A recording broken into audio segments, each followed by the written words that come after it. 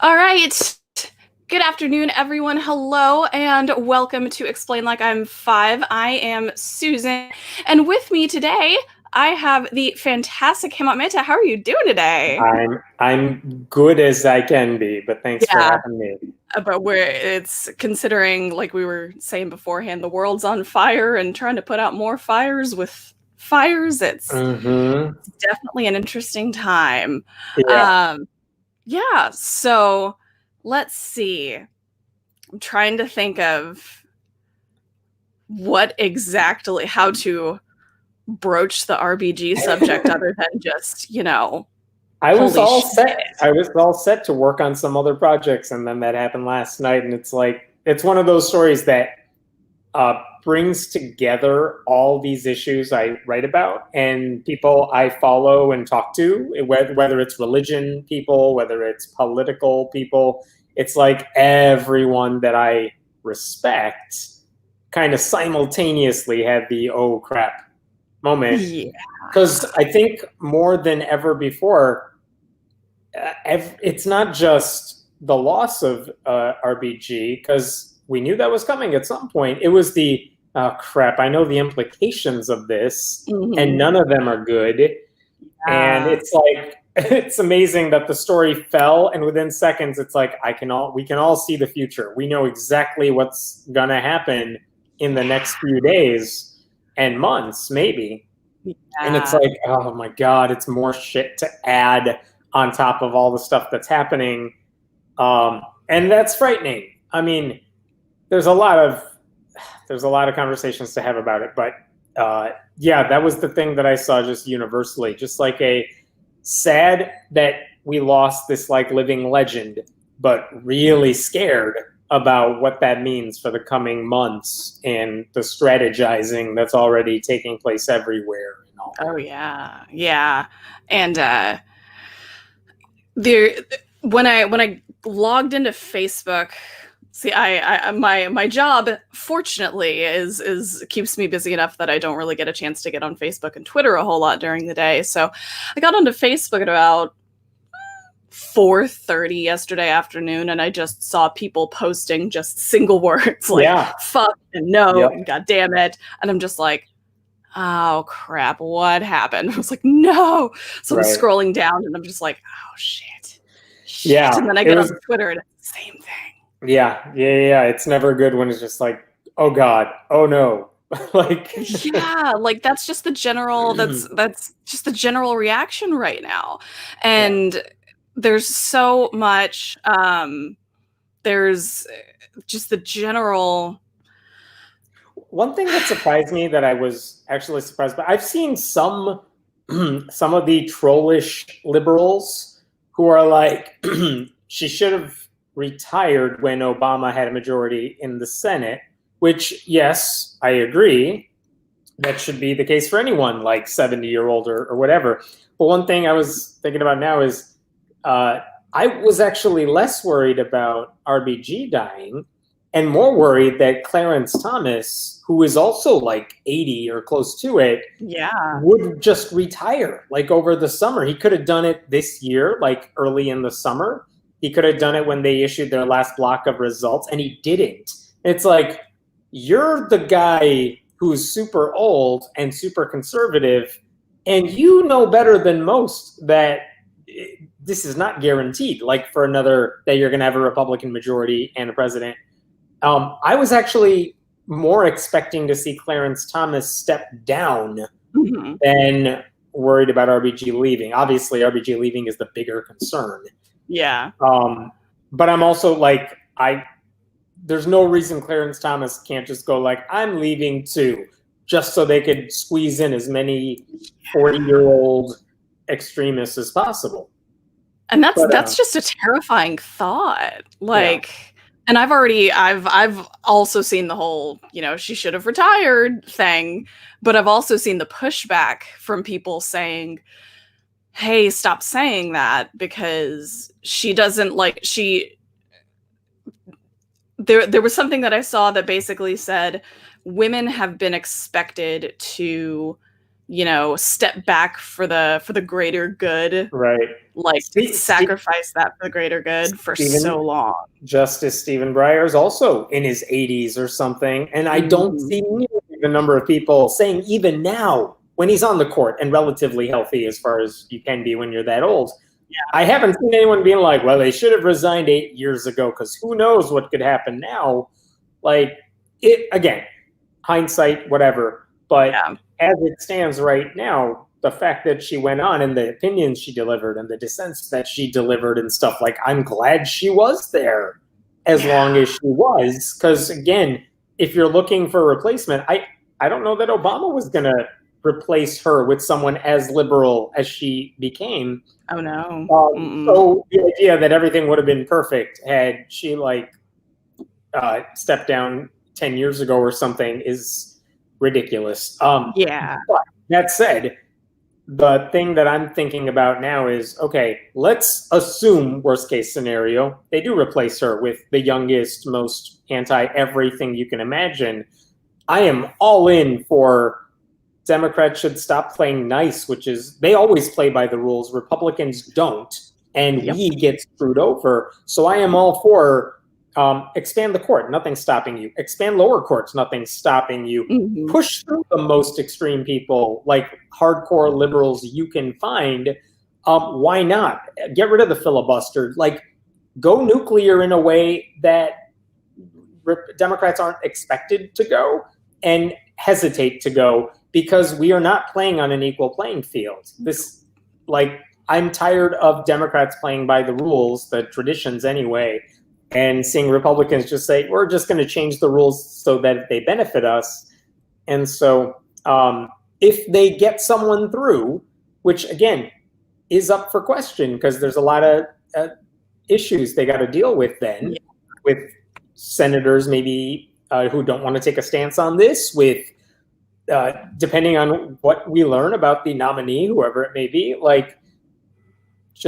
would be easier for everyone. It would be good strategy for Republicans to say, I'm going to wait till after the election, because if they keep the Senate or if Trump is reelected, they get everything they wanted. And if they don't get called out for the hypocrisy. They don't get hurt by the hypocrisy. It would be good on them to just say, I'm just going to wait, because they get to be the hero of the story. This doesn't get against them. There is plenty of good reason for them to just back off. I don't think they will, because that's counting on them to do the decent thing, and that's a stupid bet to make. Yeah. But, that's one that I would not take. That is a bet I definitely would not take at all. Yeah. We do have... I always try to encourage people to ask questions. Please ask questions. Yeah. So this one made me giggle a little bit. Did he get that microphone he's using from Miami Vice? Looks like it would match their color scheme. It's an old snowball mic that I got way back when that I never broke out until the pandemic. Nice. That's funnily enough, my I use a fancy schmancy Logitech gaming mouse, and I'm pretty sure that my gaming mouse is the same color as your microphone right now. That is awesome. That's pretty rad. So what do you think?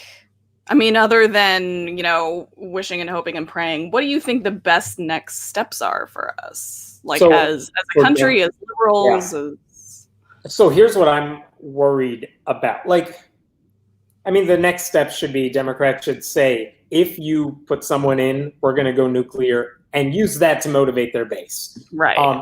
Because here's the other thing to keep in mind. Trump can say, look, I'm nominating this 40-year-old woman who is anti-everything. But the idea there in the past would have been, you're nominating person, it'll galvanize and energize the Republican evangelical base. They're already voting for him. He's not improving on his base by saying, vote for me because of the courts. It's the only thing he had going for him. Right. With that base. So, I don't know that he stands to gain a lot politically by doing this thing. It's just Mitch McConnell wanting power more than anything else. So I don't I don't know that this will help him that much, but Democrats should just say, fine, if you do that, but we get in power, we are going to nullify everything because we're going to stack the courts. We're going to do all this stuff. And then if they don't nominate someone, you should do that anyway because it's good for the country. Right. Keep this in mind, too. I know a lot of people are talking about how Ruth Bader Ginsburg was never a swing vote on a lot of the culture war issues, but she was in a lot of 5-4 decisions. And a lot of them this term were things I did not like, the 5-4 victories. But sometimes if she could get John Roberts on her side or Gorsuch on her side, you had some 5-4 results. But on church-state separation issues, things like a cross on public property or religious exemptions to certain things, some of the biggest cases we saw this time around were not 5-4. They were like 7-2. Mm-hmm. And Ruth Bader Ginsburg was the 2 in like all of those cases. Yeah. So you lose her. You lose a strong church-state separation advocate. But all the more reason to say we need more people who are willing to stand up for church-state separation. So the thing is, like, on my issues personally, and by that I mean like atheist issues, church-state separation, those were not close calls. We lose one of the only advocates we had, but we were outnumbered anyway. Right. But on other issues, abortion rights, gay rights, all that stuff, that's a big loss. And, you know, the weird thing that I've seen in the past couple of years is people saying like John Roberts is the swing vote, which is weird because he kind of is in some cases, but also he's a total conservative. Yeah. But there are times like the Affordable Care Act and stuff. He was the 5-4 that helped save it on stuff like that. He can't save it anymore. If they appoint another like Brett Kavanaugh clone or whatever, Alito clone, those are 6-3 votes. And if Robert switches, that's a 5-4 still. It's a conservative supermajority is how I saw it placed. Like the courts have to now, if that happens, anyone who cares about civil rights, social justice, women's rights, church-state separation, your entire legal strategy now is avoid the Supreme Court as much as humanly possible. You cannot let them touch these cases, which means you don't file lawsuits that can be appealed and appealed and appealed. Mm-hmm. I mean, it changes the stature of everything these people do. And with Trump appointing all these lower court nominees, you don't want your case to get to those either. Yeah. So it just like there's nothing you can do right now because if something bad happens in your neck of the woods, depending on where you live, the strategy might be let's fight back, right? Let's file a lawsuit to put this to stop this. And now it's like, you know what? Maybe you should just live with that for a little while because it hurts you, but if it gets higher up into a higher court, it could hurt everybody. That's what's at stake here. And what I don't get is all these, it's not a lot, but it's some progressives, liberals who think Joe Biden is too moderate, which, hey, count me in that camp. But they're like, I'm not going to vote because he's not good on my issues. They're all the same. All these stupid, superficial arguments that have no basis in reality. Mm-hmm. That, I think, pisses me off more than anything because those people are way too selfish to understand what's actually happening. Yeah, and I've seen a lot of those arguments of I'm not going to vote for him or I'm going to vote third party, right? And it's which is their way of saying you're wasting my vote. You should have done what I wanted because I want to be dictator. Like it's okay, fine. Well, that's what the primaries were for, and you lost. I voted for Bernie now in 2 primaries, same, and I lost in both. Right? Whatever. Like that's how it works. My side didn't get the victory. So it's up to me, and I've heard this from at least sensible people that I respect. It's like, okay, Joe Biden isn't the first choice I had for the candidate, but he's the choice that I have. Get him in, because when you are voting, you are not just voting for president. You are basically voting for someone to appoint a gazillion other people who know what they're doing. Like who's the head of the CDC? Who's giving out money? Who's running the treasury? Who's running all that stuff? Who's going to appoint sensible people? You think Trump's going to do that? He hasn't yet. Yeah. Biden will. I do have confidence that if it's talking about like a science organization, he'll appoint someone who knows what they're doing. Right. Vote for that. Vote for the Supreme Court. Vote for to give Democrats in the Senate or the House like a chance to pass progressive legislation. Because again, Obama was against same-sex marriage when he entered office. But because he was there and because there was a push and pressure to change that, Biden said he's for it, then Obama says he's for it. The pressure gets so great that eventually even the Supreme Court, with a totally different makeup, is like, yeah, okay, fine. Like, we're not going to get backlash on this one. So it's like, that has to happen. You're never going to get the most progressive candidate at the top of the ticket.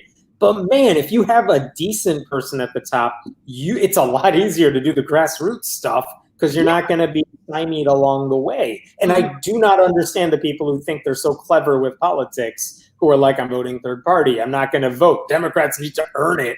Like, what? How stupid are you that you're like, I'm just going to sit out and let Trump win? Because their argument sometimes is, well, look, Trump won in 2016, and look at all the progressive action we've seen in 4 years. And if he's there for another 4 years, imagine what can happen then. Meanwhile, like 500,000 people will have died from corona. You know what I mean? Like, how many people have to suffer for you to live in this utopia fantasy that may or may not happen ever? Meanwhile, I mean, AOC is about as progressive as you're going to find in the House. And she's very clear on like, look, Biden's not my first choice. I am supporting him in office because I need him to pass the stuff I want to get through. If that means compromise, fine, but move the goalposts in that direction. Yeah. And there's been a lot sort of only mild backtrack. I saw somebody that I actually just unfollowed on Twitter because they kept using the whole arguments of, oh, you know, they've got to earn my vote and da-da-da. Yeah. I had to unfollow them because they kept saying, you know, oh, this is not me that's responsible for this. I'm not the reason that Trump's in there, even though, you know, I didn't vote or I voted third party. It's just like, your actions have consequences. There's a saying, no drop of rain believes it is to be blamed for the flood. Yep. Like, no, you telling people, not just not voting, but telling people, like, broadcasting that as a good strategy. Again, it didn't tip the vote. It wasn't a one vote election, but it makes a difference depending on where you live and stuff. And again, it's stupid strategy. If you care that much about stuff where you're like, I need the most progressive person to run or I'm not going to do it. One, what the hell were you doing during the primary to get people on your side? And why aren't you running?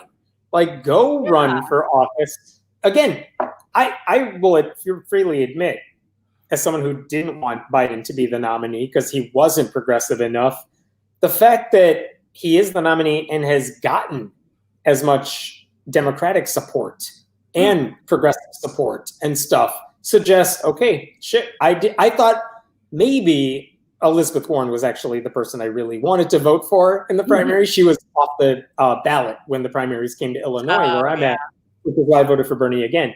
But it's just like, I thought she would have galvanized more people. But guess what?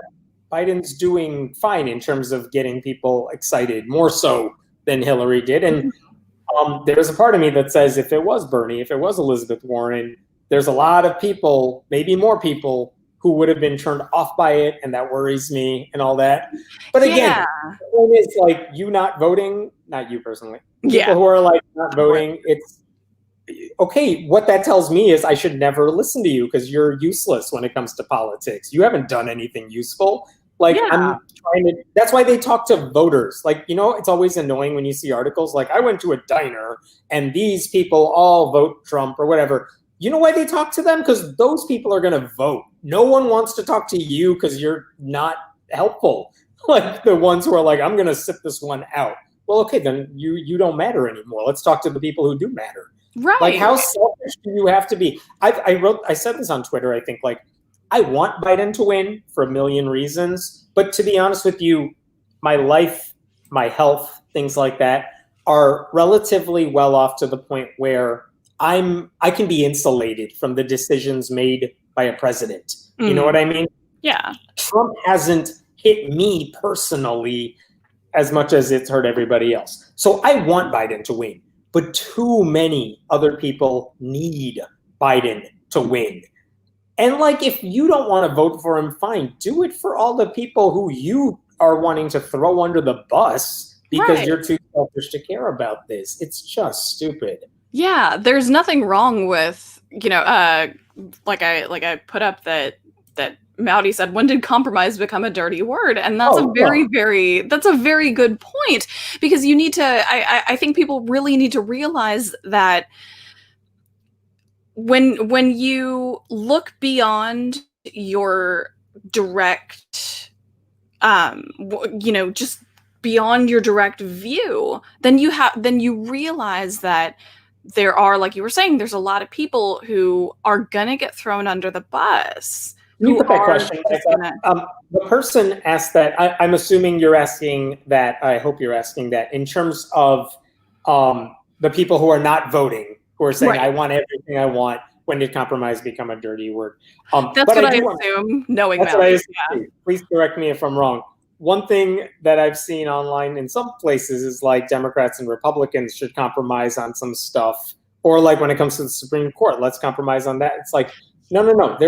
I know this is not what Christopher is asking necessarily, but the idea that they should compromise, I don't think anyone should compromise with a party that is against civil rights, against women's rights. Like on some issues, there is no room for compromise. And I'll freely admit that. I mean, anti-abortion people are like, there is no room for compromise on this stuff, and they get a hell of a lot of what they want, and it's bad for the country. But that is, I mean, if you care about that issue, that's the right attitude to take. I just wish they weren't in power.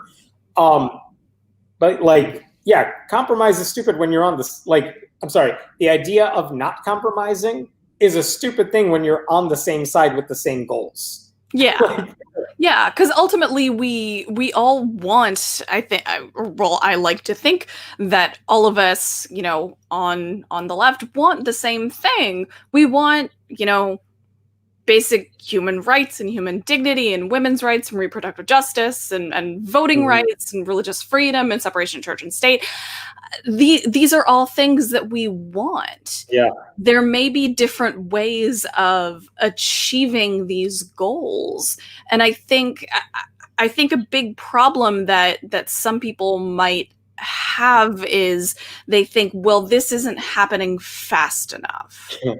Yeah, welcome to a democracy. Like, it's never going to be fast enough. I mean, I get that. That is incumbent upon us to pressure local people, to pressure politicians at the local, statewide level to get things more progressive. I mean, I'm telling you, I am, as someone who is as cynical as I can get, like, there are state level politicians, some people higher than that, who are deeply progressive and who are advocating for that stuff. It's inspiring. Like, it's amazing.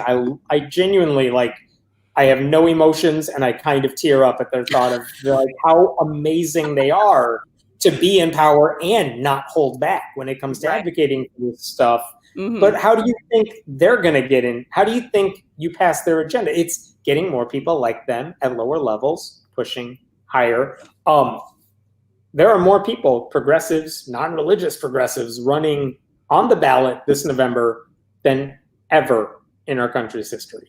Oh, yeah, it is great. It's great. And I actually was, I was the treasurer for the Texas Democratic Secular Caucus for a couple of years, which I like showing this off. They gave me a little trophy whenever I moved to Oregon. Awesome. But there's these secular caucuses that are popping up in different states. I know there's they tried to get me to start one here in Oregon, and I'm just like, I don't know if I have time for that right now. But they have a prediction. Sorry to interrupt you. I think it would be harder for you to start a secular caucus in Oregon than it would be in Texas, because in Texas you need it. Right. In Oregon, depending on which part of the state you're living in, like you may not feel the need because you have so many progressive people in office there. Right. So it may actually be harder to start a secular caucus, but that's fantastic. That to me is like you're actually affecting change because you are telling the Democratic Party, this is what we need to stand for. This is what we need to fight for, which is what a caucus does. That is an amazing thing. Thank you for doing that. Oh yeah, it was incredibly rewarding. I really, really loved doing it. And it was really great to be able to, because I was also I'm just tooting my own horn today. I was also one of the assistant state directors for American Atheists too. Yeah. So I couldn't get involved with the political stuff in the American Atheist side. And I just love, like, I loved the idea of actually affecting change, when I was living in Texas. So getting involved with the Secular Caucus, because I was a delegate at the state convention back in 2018. Yeah. Because it was in Fort Worth and I lived in DFW. So I got to go and see stuff and awesome. Meet the Sarahs and everything from the Secular Coalition. And they're wonderful. Awesome. I love them. Yeah. But, and the great thing about the Secular Caucus was that it didn't just involve atheists. Right. Like as long as they were people who were in favor of separation of church and state and, stuff like comprehensive sex ed, which is such a huge problem. Texas. Humongous problem. Yes. My boyfriend and channel partner, Nathaniel, he and I wrote and delivered numerous times a presentation on the need for comprehensive sex ed in Texas public schools. Yeah. And it's, oh my God, they're finally starting to do something about it. I think Yeah. I'm fairly certain. And again, Texas is one of those states where people are talking about it, saying it will turn blue. It's just a matter of when. Mm-hmm. And the fact that if this is how it happens, you get people excited about these issues. You point out the need for these issues. Mm-hmm. That's way better than saying, well, Texas is red and I'm mad about it, therefore I'm going to stay home. Like there are senators, Joe Manchin in West Virginia, who is like center to the point where he votes Republican on a lot of stuff, but he is a Democratic senator. Mm-hmm. And one of the things that I haven't seen come up much is like, if Trump nominates someone, he's one of the Democrats who might vote for that candidate. And the thing is, what do you do about that sort of thing? And the answer is you let him do whatever he needs to do politically. I think with, I could be wrong here, but with Brett Kavanaugh, because of the way the votes were, his single vote would not have made a difference in shifting whether Kavanaugh was on the court or off. So basically the Democratic Party said, Manchin, you vote however you think you need to vote to secure your seat and not let this be something they use against. And he voted for Brett Kavanaugh. So it's easier for him. He's not up for election this year, but he can go back and say, look, I am bipartisan. I am a guy who compromises with both sides. And you know what? That is a strategic move you got to make, because there are times when we will need you to vote certain ways. And you want Democrats in power. But to me, that's like, okay, you got to let that one slide on his end. Yeah. Because what else is he going to do? But there are some people who'd be like, well, he's a Republican in name, therefore I'm not going to vote for him as a Democrat because he's not really. It's like, well, that's stupid because you're not thinking long, big picture here. I'm sorry, I go back to the same issue because it just pisses me off that some people still don't realize what's at stake, even after last night, even after all this stuff. Yeah, it's like I said, people think that everything just happens like that, and it's like it doesn't. And I actually worked for the city of Austin for a little while and working, just as like accounting shit, but still, even working in that capacity for the government, it's just like, oh my God, everything takes forever. They are people. Yeah. There's so much bureaucratic bullshit that you have to go through. Yeah. But one thing, happens, at the pace that it happens, and you have to understand. The thing I keep going back to is, like, for me personally, I don't know what year you would say, what year do you think you got politically active and interested? Roughly. Probably 2012 or 2013. Okay. So it was right before Wendy Davis did her filibuster. Okay. And that was actually a big reason, because I'd always done like reproductive justice stuff. Yeah. Raised money for like abortion funds and stuff like that. But she, like, seeing her do that was just. And correct me if I'm wrong, in the long term, she lost that argument. They passed the bill anyway, but look at who she inspired along the way. And she's running for Congress now and I think has a good chance of winning that seat where she's at. It's a tough fight in a red district. Yeah, she's against Chip Roy, I Chip think. Roy, yeah. But so I got interested before 2000. I was in high school. And I would say I was fully like engaged and interested by 2004, which was the first election I could vote in. And at the time I was doing an internship. It was for the Center for Inquiry of all places, but I was surrounded by people who were obviously politically interested and involved and engaged in stuff. And so you have to understand, this whole summer, I had gone through 4 years of understanding as best as I could at that age. Like, I knew Bush was really bad on issues that I cared about. Obviously, in hindsight, it's like, well, he wasn't as bad as things are now, but it was bad. And I thought everyone felt the same way. And like the whole summer was spent working around activists, being around activists who knew what was at stake with the courts, with all that stuff. And then to see him lose was almost a shock to my system, because I thought so many more people felt the way I did, and I was wrong. I will tell you, like, the amount of engagement in the other direction, in the same situation now where you have a Republican who's been there for 4 years and everything is awful, but the level of engagement from more people and how many people realize what's at stake seems better than ever, not just because of social media and stuff, but just because, I mean, it's kind of hard to ignore it. I think even with Bush, to some extent, you could insulate yourself from politics if you weren't a politics person. And now, because of the way things are, no one gets to not be involved with politics. If you like sports, guess what? Trump ruined that. You can't enjoy a movie because Trump ruined that too. So comedy, forget it. So all that stuff, like, you can't avoid it. So more people seem engaged and active. And I think that is true across the board. And that's a good thing for any election if you want people to be engaged. And Trump isn't, I mean, we knew this going into it. He's not good at winning over people who don't 100% love the guy. And there's a ton of them out there, but there's a lot of people. I've been excited. You mentioned you were in alliances with religious groups and other people working toward those common goals. I see that so much right now with atheist groups, with church-state separation groups. It's like, look, we are working with these religious organizations. We might normally debate, fight about this stuff, but we got bigger issues right now, and we're working with them on these issues. I appreciate seeing that, because it's like, look, on this thing, it's not about us. Let's work with them because it's about everybody. And I think that's a good change for our movement, but also like just for liberals in general.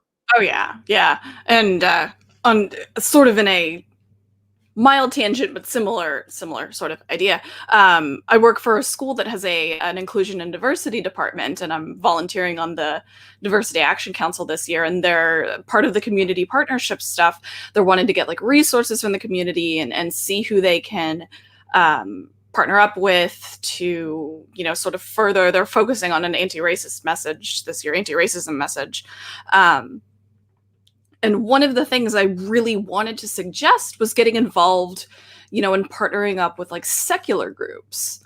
Like, if, you know, I genuinely don't know if there's a state director for American Atheists up here. I genuinely don't know. Because I think Sam really wanted me to take that over, but I was like, I still don't have time for that. But, you know, getting involved with secular groups and stuff, because that is something that you can definitely find that common ground on. Yes. And again, I'm sorry, I don't mean to interrupt. Like, there are other groups too. Like, if you care about these issues, it doesn't even have to be an atheist group. There are more than ever, whether it's independent, I'm sorry, that's not the word, indivisible groups or meetup groups or whatever that share that same focus. Like, it feels, not one of the reasons you asked me if I would do the podcast today, the show. And I'm like, yes, because it's nice to talk about this stuff with other people, partly because of the pandemic too. It's like, I don't do that regularly. So it's so good to get it out there and meet other people who share those interests. And there was a time when I'd say it's important to have those atheist groups. And now it's like, broaden that. It doesn't have to be about atheism. To me, as someone who does this like full time all the time, it's like, you know what? There are more important things going on than arguing about God. Let's get all this other stuff.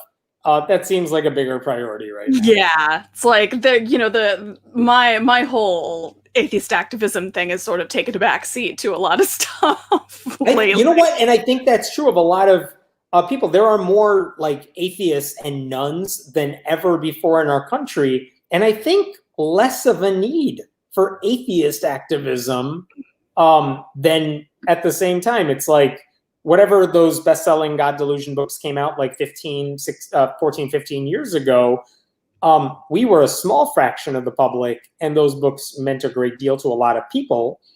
And now it's like, well, there are more of us, even if we're nuns and not atheists per se.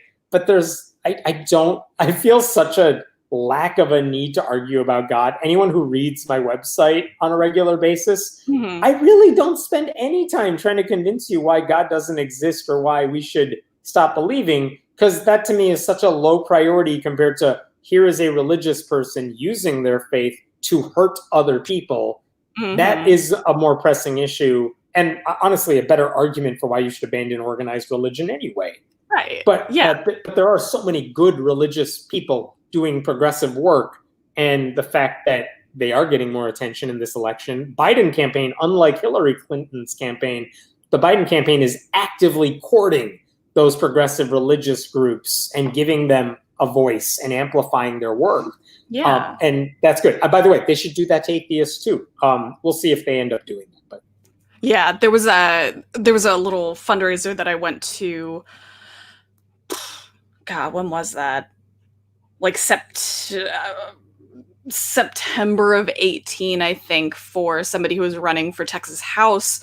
And I had gone, because at the time I worked for Planned Parenthood. I've done so many different things. Oh my God. At the time I worked for Planned Parenthood, so I was there sort of as representing not Planned Parenthood, the 501c3, but the C4, the PAC political action. Yeah. Yeah. So I sort of stepped out of my comfort zone because I wasn't quite as active with stuff at the time, but I sort of stepped out of my comfort zone and took off the Planned Parenthood hat and put on the secular hat and was just like, hi. We all have so many hats. Right. Yeah. Like I've just got a whole hat tree full of issues that I subscribe to. Yes. But I went up to the candidate. I think her name's Julie Johnson. I think is her name. She's Texas House. She won her election, so that's always good. Okay. But I went up to her and I'm just like, hey, so have you ever considered talking to some secular groups? Like, I know you're doing this fundraiser and it's, you've got a lot of repro justice people that are here, but have you considered talking to secular groups and atheists and stuff like this? Because this is a voting bloc that you need to talk to. This is a lot of people who are so, what's the word I'm looking for?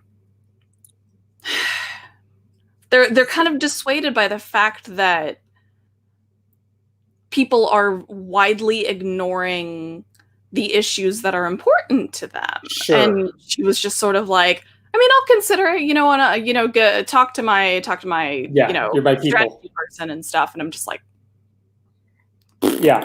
It's like, that's not hopeful, but it takes some work. And again, part of me is like, I kind of sympathize, because if she doesn't know about us and people come up to her and say, you should care about this group, and she doesn't know anything about the group, I understand the reluctance. Yeah. But one of the arguments I would make to Democrats in general, and I think someone asked this question earlier in the sidebar somewhere, which is like, if you're in a conservative area and you're running for election, one, you should, because don't just let Republicans run away with it.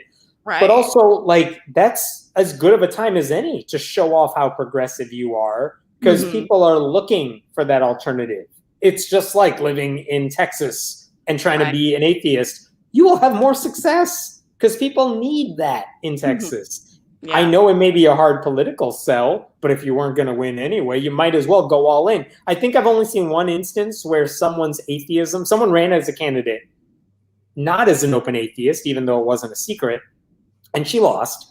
She ran again in the same district, same seat later on, like a couple of years later, and her atheism was like a political issue. It was used against her, but she didn't run away from it. she actually won a higher share of the votes. Oh, wow. The second time. She still lost because she wasn't in Texas, was she? She wasn't. It was in Tennessee.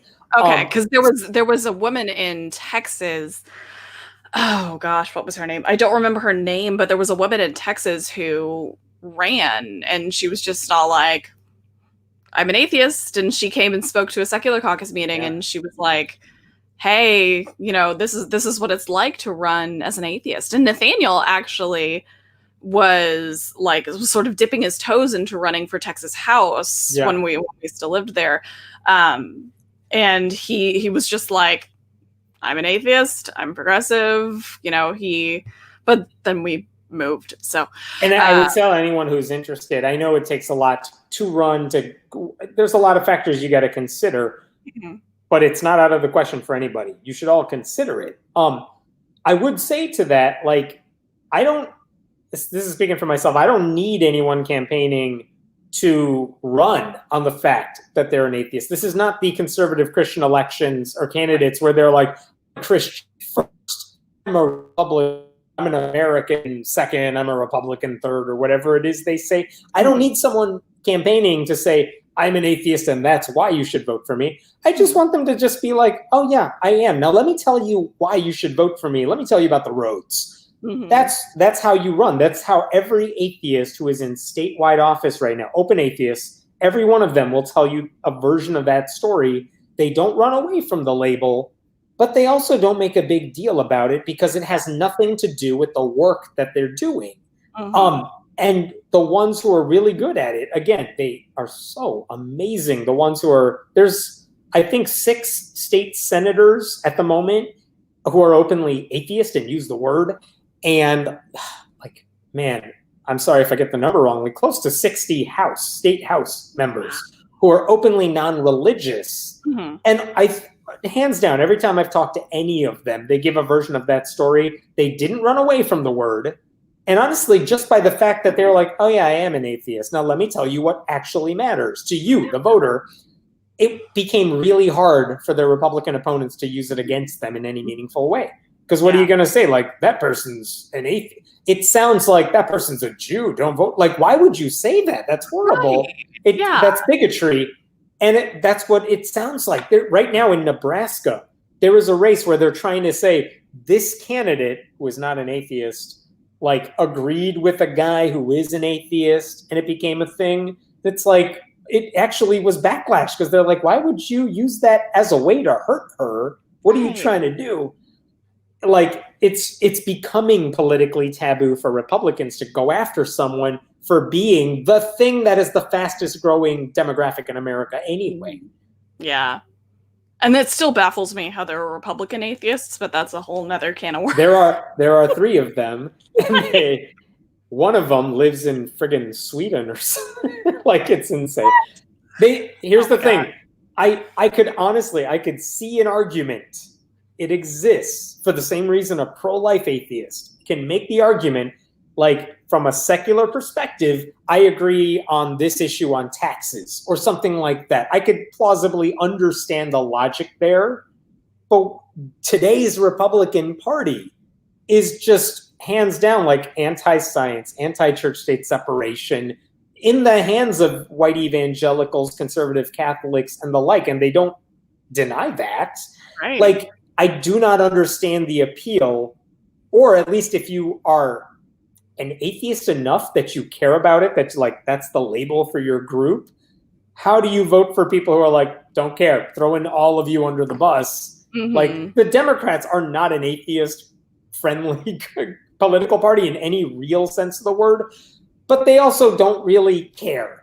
That's the issue. They ignore us, but they're not actively saying no, atheists have no part. This is a Christian nation. That is not a democratic thing. So I do not understand the Republican atheists who are this is what I care about.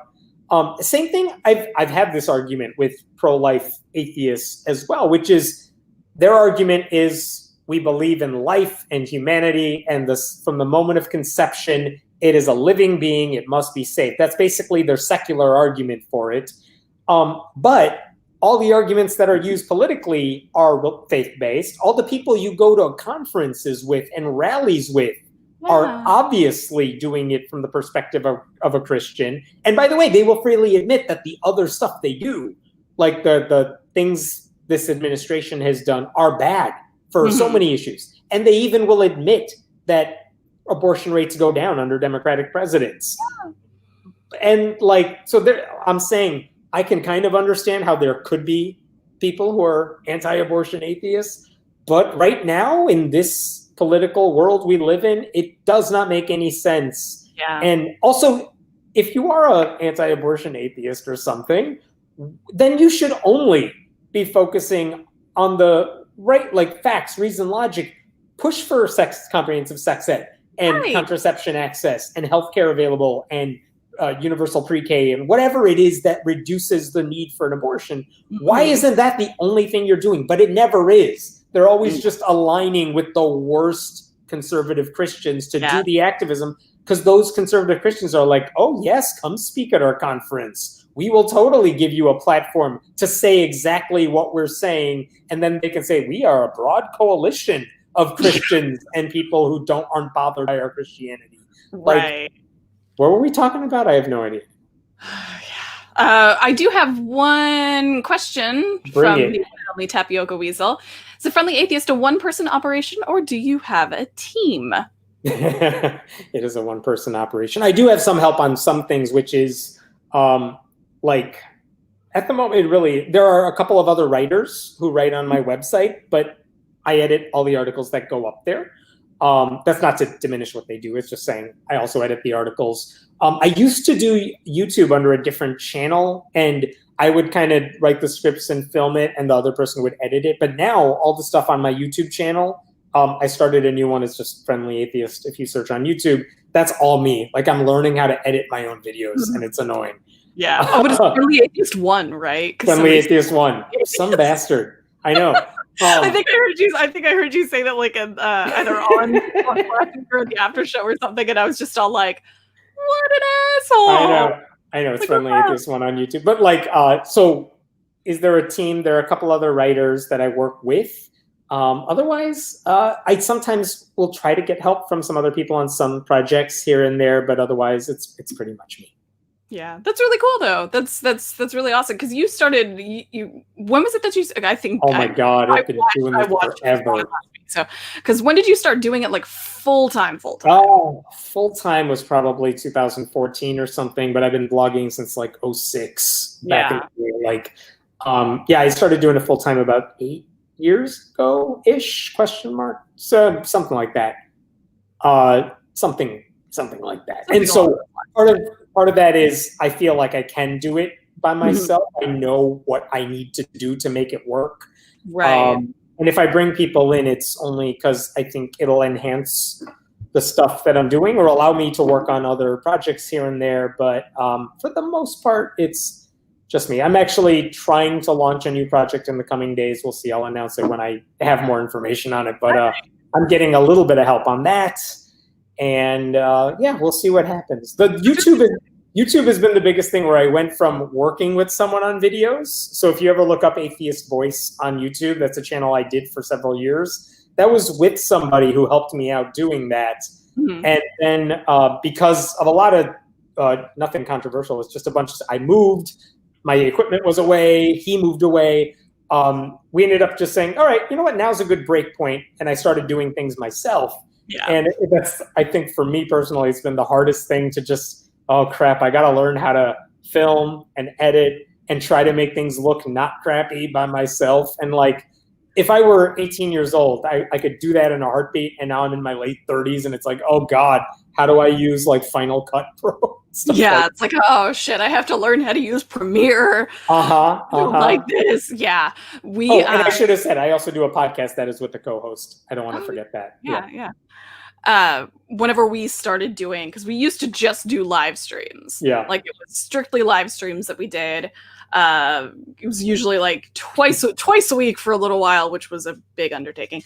But we would do secular news and opinion. Yeah. Which you get a lot of stuff like reaction videos and stuff like that. And you know, I know there's a lot of people who do like Bible studies and you know, going in deep into things in the Bible.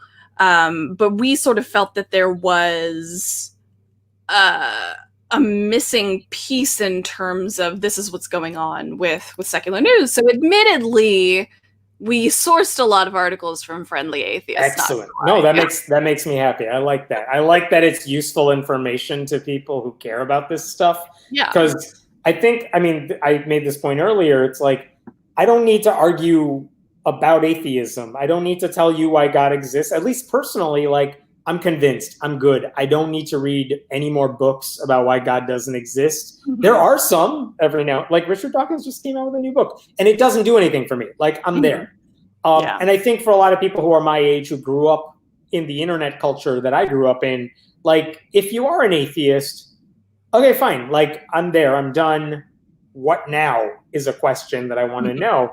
And so this, to me, is the more interesting thing. It's like, okay, if you are an atheist, obviously we don't all think the same about anything else. It's one answer to one question. But a lot of us share a lot of values. And it's, how do you get that stuff? Like, for me, church-state separation is a big deal. How do you get that into politics? And if that means working with religious people to achieve the same goal, because, like, there are Baptist groups who are strong on church-state separation.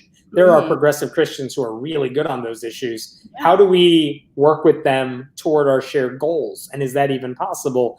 And if the stuff that I write about, which is basically saying this is what's happening in the news and here's an atheist take on it, if it applies, if that is of use to you, to anybody else who talks about this stuff, honestly, that makes me so happy that it's useful, because as part of it is, like, I feel like I'm venting for myself. Like, I just need to be angry about stuff.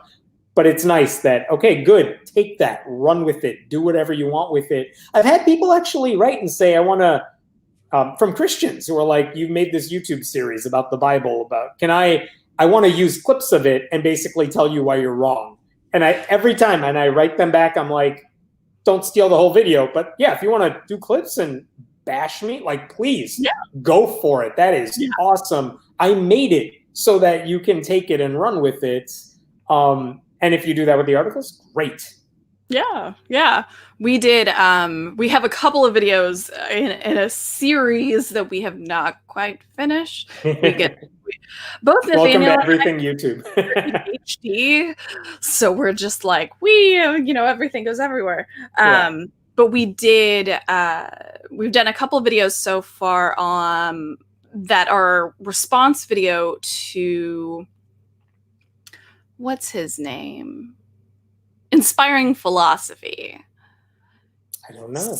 So he had this video. It's like a 12 and a half minute video or something that is about the Lucan census. Okay. So it's just talking about, like, this is why this is totally reliable and stuff like that. But Nathaniel did a bunch of research. I didn't do any of the research. I just helped edit the video. It was about what I did. But, on why he's, pretty much every argument that IP makes in the video is just, it's either a flawed argument or, it's just flat out wrong, or he's reading the source information incorrectly, or he's disregarding source information. Yes. He made a blog post about our videos. There you go. I mean, that's awesome. That's the conversation. I mean, no one who makes the stuff that you make, that I make, we're not making it just for ourselves. You kind of hope anyone who's interested engages with it. One thing I've tried to do on YouTube, specifically because it's a newer thing for me personally, is trying to make videos that will be useful after like a week. So I've been going through the book of Genesis now. But like on my website, all the articles pretty much like have an expiration date of an hour. You know what I mean? Like they become irrelevant after like that week. And unless someone comes back up in the news, it's not really, no one's going back to those old articles as much. But on YouTube, a lot of the stuff has been hopefully stuff that someone who's new to atheism might be able to see later on. So it's a different type of conversation to have about all that. So Yeah. what you're saying about responding to the philosophy videos and the person engaging with it, that's huge. Not because necessarily everyone's going to jump on it, but because at some point, someone who's interested in whatever that original was, or like I've seen this with like Lee Strobel's books, The Case for Christ. Some people get into Christianity because they read those books, but they do want to know how do atheists respond to all these arguments. Mm-hmm. And there are a lot of videos and blog posts and articles that have been written over the years. Yeah. Like slowly going through why all those arguments don't work. Mm-hmm. And that's awesome to have that resource for the people who want it. That's wonderful. Like that stuff helps a lot. Yeah. And I really loved, there was a lot of videos. I had to cull through a whole bunch of videos on people leaving religion, because I had done the Leaving the Faith as a Christian Influencer video, which thank you again, by the way. But there were a lot of people who I watched their videos of like, this is why I left religion, and it wasn't just necessarily, just your everyday people, but it was, the big names and stuff. So that was, that stuff makes a difference. Again, one thing that I'm afraid, because I'm in my late 30s and like I'm internet old, is that I don't necessarily know if you are a younger atheist, who are the people that influence your mind when it comes to that sort of issue? Whatever they're like, I became an atheist before the Dawkins book came out, but I've met so many people who said I became an atheist because of that book or the other new atheist books and stuff. But that's obviously not what like 14-year-olds are reading today. So where are they getting their stuff from? Part of me thinks they're getting a lot of it from YouTube, for better or for worse. Like from this platform right here. From this platform right here. But also that could be a scary rabbit hole, depending on who you're listening to and what your influences are. And I know one thing I've been cognizant of is like, I hope if you fall into my rabbit hole, you are seeing useful information that also isn't asshole-ish. Because there are too many atheist creators who just are dicks. Yeah. So I'm trying to create that. But I'm just like, I just can't watch you anymore. I just can't. I know. If I knew how to dance, I would be on TikTok. You know what I mean? Like if I had any of those skills, I would be there, because that's where people are. But again, for anyone who's watching this or has the skills and knows what the thing is that all their friends are using, please use that and be an advocate for this stuff, because like it sure as hell isn't going to be me. So like, go do it. Like, awesome. Yeah, and utilizing, the skills that you have. And even if I see a lot of people, because there's a lot of, I've got Discord open on this side of the screen right here, and I've got this list of servers that I'm in, and so many people are just like, I don't know what I would say. I don't know if anybody would want to listen to what I say. And that's sort of how we started, was we were like, I don't know, I don't know if we're really going to want to have people listen to us. But ultimately it was like, no, what we want to cover and what we want to say is something that it's important to us. Yes. Like, we want to make sure that, even if we only get like 10 views on a video, we're just like, whatever, like I don't really care. Like it's getting it out there, and it also sort of satiates my creative side a little bit. Yes. Everyone has to start somewhere. Over 15, 20 years of being an activist in this world, I will tell you, hands down, without exception, if you ask anybody who's been doing this for any significant amount of time and actually takes it seriously enough, not full time, I'm saying, just like I make videos once a week and I don't know if anyone watches, hands down, every single one of them has said, I have heard from somebody who I did not know, who told me they appreciated what I was doing, that it changed how they thought about something, that it helped them. Because again, your voice, your voice will connect with people who will not connect with the people who are currently out there. So it does make a difference. By the way, what you just said about like, I don't know if anyone's going to care, but I'm passionate about this and I'll do it. that's the same argument they give for not running for local office or city council or school board, which is, who am I? I care about this stuff, but why would they vote for me? Right. If you put yourself out there, you might find a lot more people are like, oh, you're saying the stuff I've been thinking, but there was no one on the ballot who I particularly cared about, but now you're there, so I will vote for you. Again, all the more reason to get involved. Yeah. And then there's a lot of groups also that, sort of like Secular Caucus and stuff like that. But there was a group that I was a member of, the Tarrant County Democratic Women's Club, that focused on getting Democrat women elected. Yeah. And it was like, they were all a bunch of like blue hair little old ladies. And I'm just like, I love all of you. Like, I was basically one of the youngest people there. And I'm just like, I love all of you so much. You remind me of my grandmother when I was like 10 years old. And y'all are amazing. And I love you. I want to go that in 2004 when I was doing that internship before the Kerry Bush election, because I was heavily involved in activism that summer, especially. One of the highlights for me before the election happened was I went to opening night, I think, or at least opening weekend. Michael Moore had a movie called Fahrenheit 9/11, which was basically talking about the Bush administration and their plans. But I went there one of the opening nights. It was a big deal for the activists who are very passionate about this stuff. But I went there, and the whole theater was full of other people like me, right, who just hated Bush and wanted to see him lose. But it was memorable and fun to like see people come on the screen, like there's Condoleezza Rice, and you just hear boos from the audience. And like, did it accomplish anything? No. But being in solidarity with all those strangers who I did not know, but we all have this in common. And it's like, I just made like 300 friends here. Yeah, this is great.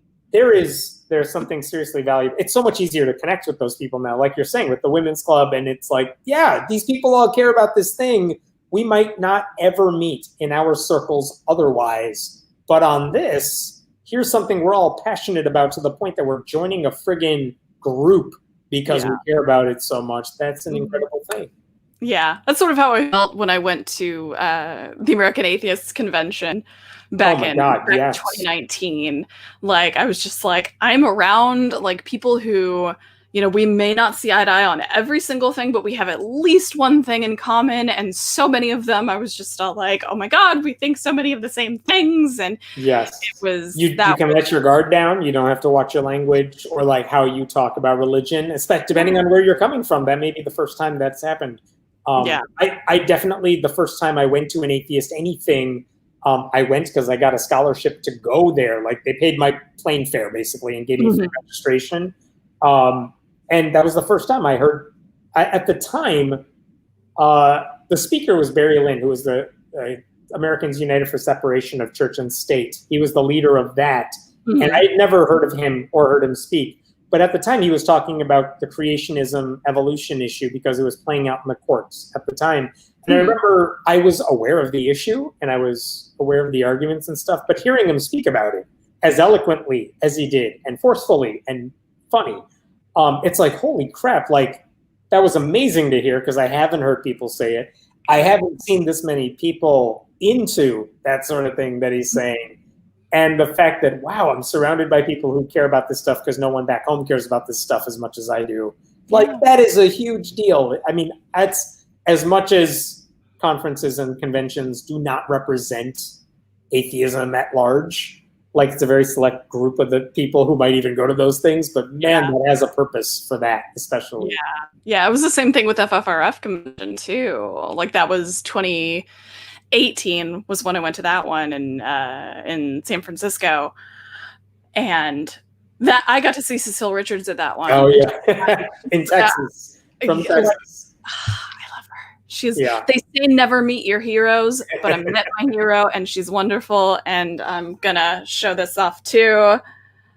What would Anne do? I love it. I love Anne Richards too. Just the whole Richards family. They're just wonderful. Yeah. We did have one other little question. Where did it go? I saw it. There we go. So Tapioca Weasel says, I've noticed that Owen, Telltale Atheist, sometimes more or less just reads your articles verbatim on his podcast. Presume you're aware of this. It's been good for diverting me to your site. Owen, you bastard. I'm coming in. No, it's, I don't remember if we had a conversation about it, but I'm totally fine with it. Like, Owen gives credit, and he'll provide a link, so I don't care. Like I said, I write this stuff, and then I kind of put it out of my head. I post an article, and then I'm done with it. Like, please use it. Take it if that informs your podcast or your YouTube videos, or if people want to riff on it and pick it apart or whatever, like, yeah, good. I'm not making it to go in a echo chamber, but like, please use it and expand on it and riff on it and do whatever you want. Owen does a good job of giving credit. So again, I have no issue with it. Yeah, Owen's great. And his girlfriend Rose is really great too. I love her. She's there. She is from Nebraska, which Nathaniel is also from Nebraska. So it's like the home of two very openly non-religious senators. Senators. I think one of the I think he was the chair of the secular caucus in Nebraska and involved in American Atheists, sort of like how I was. I think he's running for office. I believe there were a couple people running for office. I don't think they won their primaries. There were a lot of people running for office as open atheists who did not win their primaries, which is not a bad thing. Yeah. Like, almost nobody wins a primary and gets on the ballot. But like, I'll tell you this, I live next to a district where we had a progressive Democrat named Marie Newman running against a very conservative anti-abortion Democrat who had that seat for like 20 years. She ran against him in 2018. She lost the primary by like 2 percentage points. It was such a close race, but she lost. And the Republican, literally in 2018, he was literally a Nazi, like a neo-Nazi type of person. Like, it could have been the best Republican candidate. He still would have lost, but he was like especially bad. But the point is, that guy won again, Dan Lipinski. But the person who lost that primary went into that election knowing that, you know what, you're a new candidate. This is not an easy race. And if you go to any sort of candidate training program or anything like that, like for first-time candidates, they always tell you, listen, this is not easy. You don't know what you're in for until you're actually there. You should plan to run at least 2 cycles. Yeah. And in the case of Marie Newman, after she lost that primary, she ended up going back and saying, where did I fail? And basically the answer was there were a few areas where she thought she was going to get votes and did not get votes from, because clearly she did not address the issues that mattered to them as much as she should have. She spent basically a year and a half, like really going to those areas, focusing on their issues outright, making it a bigger part of her platform. She beat Lipinski by like 2 points this time.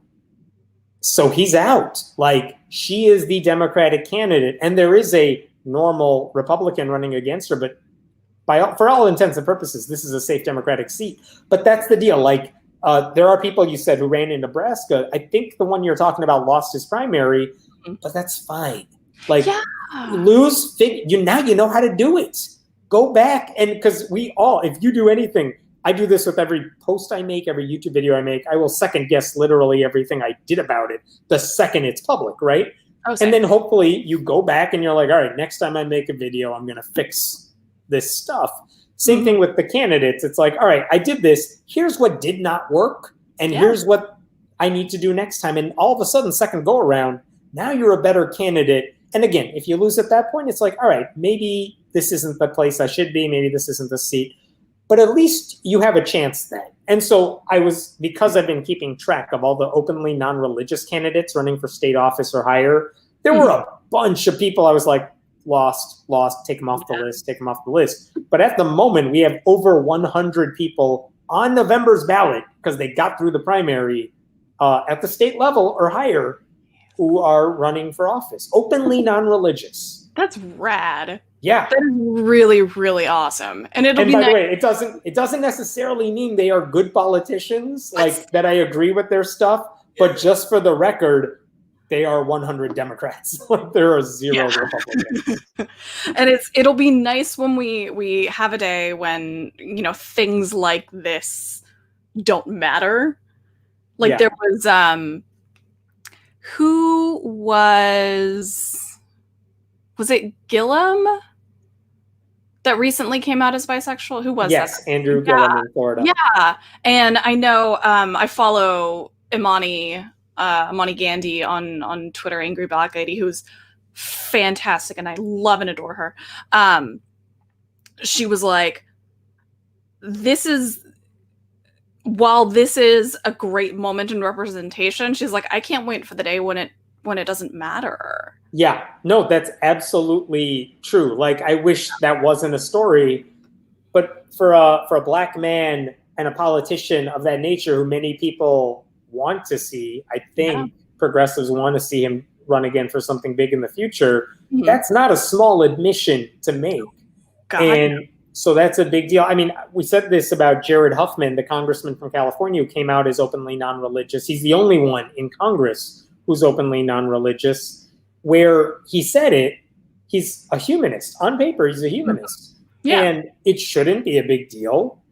And I don't think it's hurt him in any way. He said he's gotten overwhelmingly positive response. I think he even told the story like last month that when he was going to make that announcement public, he went to Nancy Pelosi as the head of the caucus and said, I'm going to come out with this.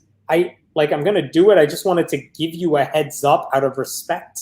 Mm-hmm. And she said the nicest things to him, that, oh, that sounds beautiful. Humanism is a beautiful thing. Aww. Like she's Catholic, I believe. Like, yeah.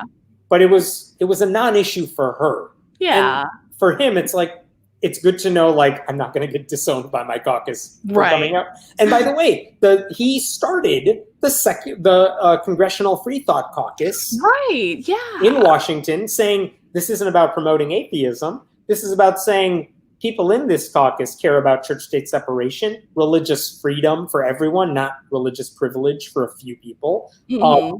We support, we're against blasphemy laws, things like that. He now has 12 other colleagues in Congress who are part of that caucus. None of them are openly non-religious. Right. But who cares? Like, they're all like, yeah, I'm Hindu, I'm Buddhist, I'm Christian, but I support all that stuff. Like, there's technically no reason anybody should not be a part of that caucus.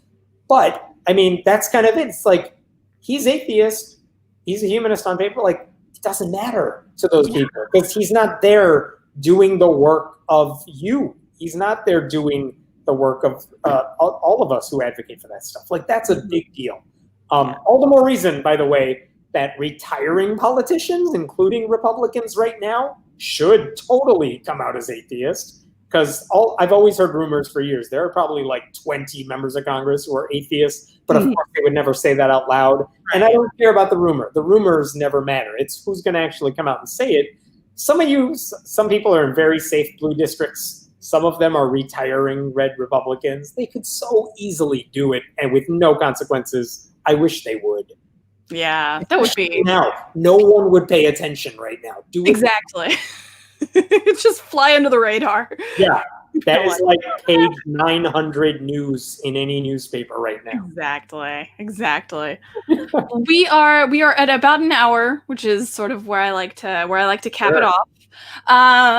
So I did put your links in the description down below, Twitter, Facebook, or not Facebook, Twitter, YouTube, and the Friendly Atheist blog. Awesome. Is there anywhere else that we can find you? Do you got anything coming up that you can announce? Sure. I mean, if you like podcasts, friendlyatheistpodcast.com has that. You could subscribe to that. I'm launching a newsletter very soon that is kind of a summation of all the blog posts and stuff, because not everyone can read all those long articles. Mm-hmm. So if you're interested in that, I'll just pay attention to Twitter. I'll be launching that in the coming days. Cool. Sounds great. Well, thank you so much for joining me. I do really appreciate it. Thank you so much. This has been an amazing conversation. Sometimes I don't get to, talk about politics very often. Because, that's a lie. Nathaniel and I talk politics a lot. No, it's all good. I understand the thinking there. Like, Yeah. it's nice to vent. It definitely Yeah. is. It very much is. Yeah. And if anyone has questions, find me on the stuff, and there's my contact info. Oh yeah. Yeah. Well, again, thank you so much. We really, really appreciate you. Thank you everybody for watching. As always, I appreciate everybody who is watching it now, in the future, whenever that might be. You can follow Divine Disbelief on Twitter with Divine Disbelief. You can like us on Facebook, facebook.com/Divine Disbelief. We have a Patreon. It's Divine Disbelief on there. There's Buy Me a Coffee. There's just all sorts of ways you can support us. We like the money. One of these days we'll make a Discord eventually, hopefully. But yeah, so thank you all so much for joining us. We really appreciate it. And we will have a good one next week.